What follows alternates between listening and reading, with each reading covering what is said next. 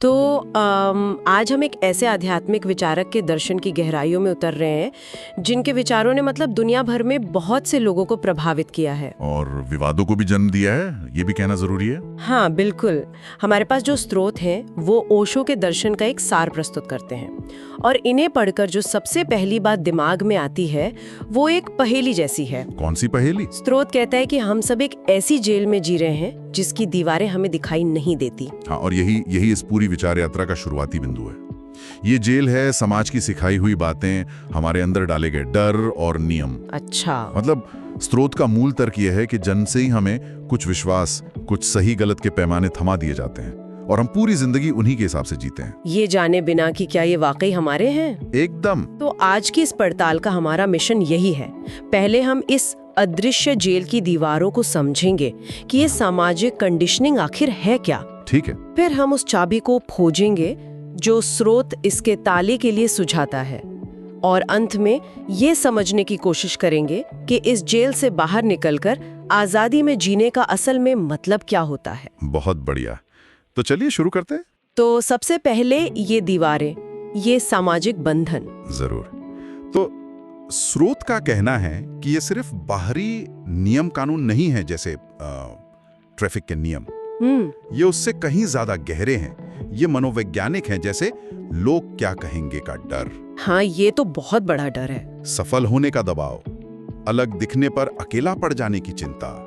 ये वो अदृश्य जंजीरें हैं जो हमें एक ढर्रे पर चलाती रहती हैं। लेकिन एक मिनट, क्या ये सामाजिक नियम पूरी तरह से बुरे हैं? मतलब समाज को चलाने के लिए, एक व्यवस्था बनाए रखने के लिए कुछ तो नियम कायदे जरूरी है ना? हाँ, वरना तो सब अपनी अपनी मर्जी से चलेंगे और अराजकता फैल जाएगी।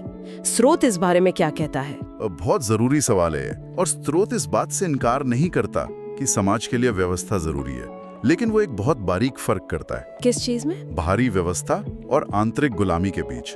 आप ट्रैफिक के नियम का पालन करें, ये समाज के लिए जरूरी है, ठीक है। हाँ। लेकिन आप अपनी जिंदगी का हर फैसला इस डर से लें कि आपके माँ बाप, पड़ोसी या धर्मगुरु क्या सोचेंगे। ये आपकी आंतरिक गुलामी है। अच्छा, ये कंडीशनिंग एक चश्मे की तरह है जिसे हम बचपन से पहने हुए हैं और हम भूल ही जाते हैं कि हम चश्मा पहने हैं। हमें लगता है दुनिया ऐसी है, जबकि हम उसे एक खास रंग के शीशे से देख रहे होते हैं। बिल्कुल सही। ये चश्मे वाली बात बहुत सटीक लगी। और ये लोग क्या कहेंगे वाला डर तो शायद हम सबने किसी ना किसी मोड़ पर महसूस किया है। किया ही है। ये इतना स्वाभाविक लगता है कि ये सोचना भी मुश्किल है कि ये हमारा अपना नहीं बल्कि हमें सिखाया गया है। बिल्कुल। और स्रोत के अनुसार समाज ये करता है क्योंकि उसे ऐसे नागरिकों की जरूरत है जिनका व्यवहार प्रिडिक्टेबल हो, जिन्हें आसानी से नियंत्रित किया जा सके। एक आज्ञाकारी नागरिक। हाँ, एक ऐसा व्यक्ति जो समाज के मानकों पर खरा उतरता है, एक अच्छा बेटा, एक अच्छा कर्मचारी। लेकिन इस प्रक्रिया में व्यक्ति की अपनी मौलिकता, उसका अपना सच कहीं खो जाता है। वो समाज के लिए एक उपयोगी पुर्जा बन जाता है लेकिन खुद से दूर हो जाता है। एकदम सही कहा आपने। तो अगर हम सब अनजाने में ये अदृश्य चश्मा पहने हुए हैं और एक तरह की मनोवैज्ञानिक गुलामी में जी रहे हैं, तो इसे उतारने का रास्ता क्या है? इस प्रोग्रामिंग से बाहर कैसे आया जाए? क्या सिर्फ समाज के खिलाफ विद्रोह कर देना, नियम तोड़ना ही इसका हल है? यहाँ स्रोत एक बहुत दिलचस्प बात कहता है। उसका कहना है कि विद्रोह करना भी अक्सर उसी कंडीशनिंग का एक हिस्सा होता है। अच्छा, वो कैसे? आप किसी चीज के खिलाफ हैं, इसका मतलब है कि वो चीज अभी भी आपको नियंत्रित कर रही है। अगर आप सिर्फ इसलिए सिगरेट पी रहे हैं क्योंकि आपके पिता ने मना किया था, तो आप आजाद नहीं हैं। आप आजाद नहीं हैं। आप अभी भी अपने पिता की ही प्रतिक्रिया में जी रहे हैं। असली आजादी किसी चीज के खिलाफ होने में नहीं, बल्कि अपने भीतर झांकने से शुरू होती है। और यहीं पर ध्यान की भूमिका आती है। हाँ, और यहीं पर ध्यान यानी मेडिटेशन की भूमिका आती है। ये दिलचस्प है क्योंकि आम तौर पर हम ध्यान को तनाव कम करने या कंसंट्रेशन बढ़ाने का एक तरीका समझते हैं। हाँ, ज्यादातर लोग यही समझते हैं। लेकिन स्रोत इसे सामाजिक बंधनों से मुक्ति का एक प्रमुख साधन बता रहा है। ये एक आध्यात्मिक क्रिया से ज्यादा एक तरह का क्रांतिकारी कदम कैसे हो सकता है? और यही सबसे क्रांतिकारी बात है। स्रोत के अनुसार समाज आप पर तभी तक नियंत्रण कर सकता है जब तक आपका मन अशांत और बाहरी आवाजों से भरा हो। बाहरी आवाजें जैसे विज्ञापन, नेताओं के भाषण, धर्मगुरुओं के उपदेश, सोशल मीडिया, ये सब आपके मन में शोर पैदा करते हैं। ध्यान उस शोर को बंद करने का एक स्विच है।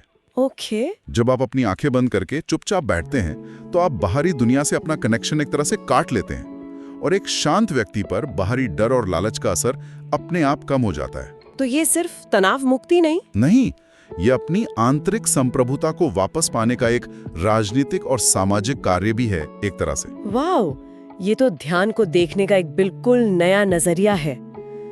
तो इसका मतलब ये हुआ कि जब स्रोत कहता है कि धर्म कोई नियम नहीं बल्कि एक निजी अनुभव है, तो उसका इशारा इसी तरफ है। बिल्कुल, कि बाहरी धर्म गुरुओं के बताए रास्ते पर चलने के बजाय ध्यान के जरिए अपने अंदर के सच को खुद खोजना। एकदम सही।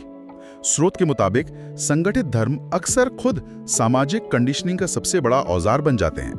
वो आपको बताते हैं कि क्या पुण्य है, क्या पाप, स्वर्ग क्या है, नरक क्या है। एक बना बनाया नक्शा दे देते हैं। हाँ, एक बना बनाया नक्शा थमा देते हैं। जबकि ध्यान आपको कोई नक्शा नहीं देता, वो आपको अपनी आंखें खोलने की क्षमता देता है ताकि आप अपना रास्ता खुद देख सकें। जब आप अपने अंदर की आवाज सुनने लगते हैं तो बाहरी नियम और डर कागज के शेर लगने लगते हैं। आप बाहर से निर्देश लेने के बजाय अंदर से मार्गदर्शन पाना शुरू कर देते हैं। ठीक है, तो हमने जेल की दीवारों को समझा और उससे बाहर निकलने की चाबी यानी ध्यान को भी जाना। अब सवाल ये है कि इस आजादी का असल में मतलब क्या है? हाँ, ये बहुत जरूरी सवाल है। क्या इसका मतलब है कि हम जो चाहें वो करें? यहीं पर स्रोत जागरूकता और जिम्मेदारी की बात करता है, जो दमन के बिल्कुल उलट है। हाँ, और ये इस दर्शन का सबसे महत्वपूर्ण और अक्सर गलत समझा जाने वाला हिस्सा है। कैसे? ज्यादातर आध्यात्मिक परंपराएं इच्छाओं और भावनाओं के दमन की बात करती हैं। गुस्सा मत करो, वासना से बचो वगैरह।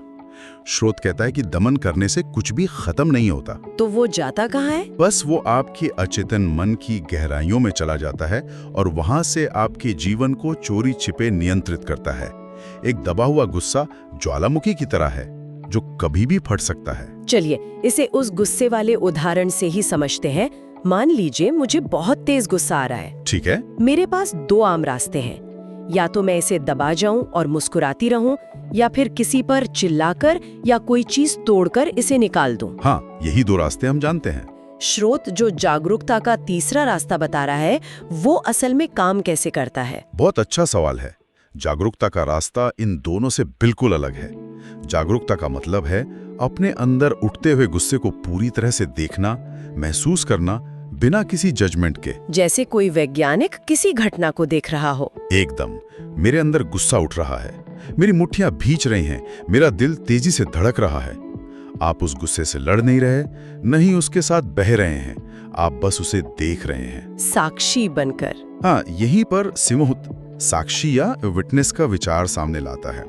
आप गुस्सा नहीं हैं, आप उस ऊर्जा को देख रहे हैं जिसे गुस्सा कहा जाता है। लेकिन क्या ये सिर्फ एक मानसिक खेल नहीं है? असल में तो गुस्सा है ही, और वो कुछ करने को कह रहा है। उसे सिर्फ देखने से क्या होगा? ये मानसिक खेल से कहीं गहरा है। क्या वो चला जाएगा? जब आप किसी भावना के साक्षी हो जाते हैं तो आप अनजाने में उसे अपनी ऊर्जा देना बंद कर देते हैं। आप उस कहानी से खुद को अलग कर लेते हैं जो आपका मन उस गुस्से के आसपास बुन रहा होता है। अच्छा। और आप हैरान होंगी कि जब किसी भावना को बिना दबाए, बिना व्यक्त किए पूरी जागरूकता से देखा जाता है तो उसकी ऊर्जा अपने आप बदलने लगती है, वो शांत हो जाती है। और इस प्रक्रिया से जो समझ पैदा होती है, वहीं से जिम्मेदारी आती है। बिल्कुल। आप अब गुस्से के गुलाम नहीं हैं। आप चुन सकते हैं कि आपको इस ऊर्जा का क्या करना है। ये जिम्मेदारी किसी बाहरी नियम के डर से नहीं, बल्कि आपकी अपनी आंतरिक समझ से आती है। तो इसका मतलब सच्ची स्वतंत्रता और सच्ची जिम्मेदारी एक ही सिक्के के दो पहलू हैं। हाँ। स्वतंत्रता का मतलब मनमानी करना नहीं, बल्कि अपनी भावनाओं और विचारों का मालिक बनना है। बिल्कुल। जब तक आप जागरूक नहीं हैं, आप आजाद नहीं हो सकते। आप बस अपनी कंडीशनिंग और अपनी दबी हुई भावनाओं के रोबोट हैं। जागरूकता आपको चुनाव करने की शक्ति देती है। यही असली जिम्मेदारी है। तो अगर हम इन सब बातों को एक साथ जोड़कर देखें, तो ऐसा लगता है कि ये सब चीजें एक दूसरे से जुड़ी हुई हैं। स्रोत में 4 स्तंभों की बात की गई है: प्रेम, स्वतंत्रता, जागरूकता और सत्य। तो क्या ऐसा है कि सामाजिक डर से मुक्ति ही स्वतंत्रता है? ध्यान के जरिए खुद को देखना जागरूकता है? और जब हम अपनी भावनाओं को बिना दबाए इस तरह समझना शुरू करते हैं तो शायद वहीं से असली प्रेम और अपने सत्य को जानने का रास्ता खुलता है। आपने इन चारों को बहुत खूबसूरती से जोड़ दिया। वे अलग अलग नहीं हैं, बल्कि एक ही अनुभव के 4 पहलू हैं। अच्छा, जब आप समाज के दिए गए झूठे मुखौटों को उतार फेंकते हैं तो आप अपने सत्य के करीब आते हैं। जब आप ध्यान के जरिए अपने मन के मालिक बनते हैं तो आप स्वतंत्रता का अनुभव करते हैं। और प्रेम, जब आप अपनी हर भावना और विचार के प्रति जागरूक होते हैं तो आप पाते हैं कि आपके अंदर नफरत और डर की जगह प्रेम और करुणा का भाव स्वाभाविक रूप से बहने लगता है। ये कोई रोमांटिक भावना नहीं है। नहीं, बिल्कुल नहीं। ये हर चीज के प्रति एक गहरी स्वीकृति और जुड़ाव का भाव है। और ये सब उस अंतिम लक्ष्य की ओर ले जाता है जिसे स्रोत सच्ची मुक्ति या एनलाइटनमेंट कहता है, स्वयं को जान लेना। हाँ, ये अपनी पसंद नापसंद जानने से तो कहीं ज्यादा गहरा लगता है। इसका असल मतलब क्या है? इसका मतलब है अपने उस अस्तित्व को जान लेना जो इन सब पहचानों से परे है। आपका नाम, आपका शरीर, आपका धर्म, आपका पेशा, आपके विचार, आपकी भावनाएं, ये सब बदलता रहता है। लेकिन इन सब के पीछे कोई है जो इस बदलते हुए नाटक को देख रहा है, वही साक्षी। वही साक्षी भाव। उस साक्षी भाव में टिक जाना, ये महसूस करना कि मैं शरीर नहीं, मन नहीं, बल्कि इन सब को देखने वाली चेतना हूँ, यही स्वयं को जानना है।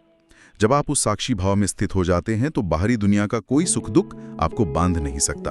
आप दुनिया में रहते हैं पर दुनिया आप में नहीं रहती। क्या बात है! यही सच्ची मुक्ति है। तो आज की इस चर्चा का सार ये है कि इस दर्शन के अनुसार असली स्वतंत्रता बाहरी नियमों को तोड़ने में नहीं, बल्कि ध्यान के माध्यम से आत्म जागरूक होकर स्वयं को जानने में है। सही। एक आंतरिक यात्रा है। हाँ, हमने शुरुआत की थी एक अदृश्य जेल की बात से, फिर हमने उस जेल से बाहर निकलने की चाबी यानी ध्यान को समझा और आखिर में देखा कि उस आजादी का मतलब क्या है। जागरूकता और जिम्मेदारी के साथ जीना। बिल्कुल, एकदम सही। और अगर हम इस पूरी विचार प्रक्रिया का केंद्र देखें तो वो है व्यक्ति और उसका निजी अनुभव। यहाँ किसी भी बाहरी सत्ता को, चाहे वो समाज हो, सरकार हो या संगठित धर्म हो, व्यक्ति के अपने अनुभव से ऊपर नहीं रखा गया है। जोर व्यक्तिगत सत्य की खोज पर है। तो समाज या धर्म आपको नक्शे दे सकते हैं, हाँ, लेकिन यात्रा आपको खुद करनी होगी, अंधेरे में टटोलना होगा और मंजिल भी आपकी अपनी ही होगी। ये हमें एक बहुत बड़े और विचारणीय सवाल पर लाके छोड़ता है। क्या सवाल? स्रोत के अनुसार जीवन को पूरी जागरूकता और जिम्मेदारी के साथ जीना चाहिए।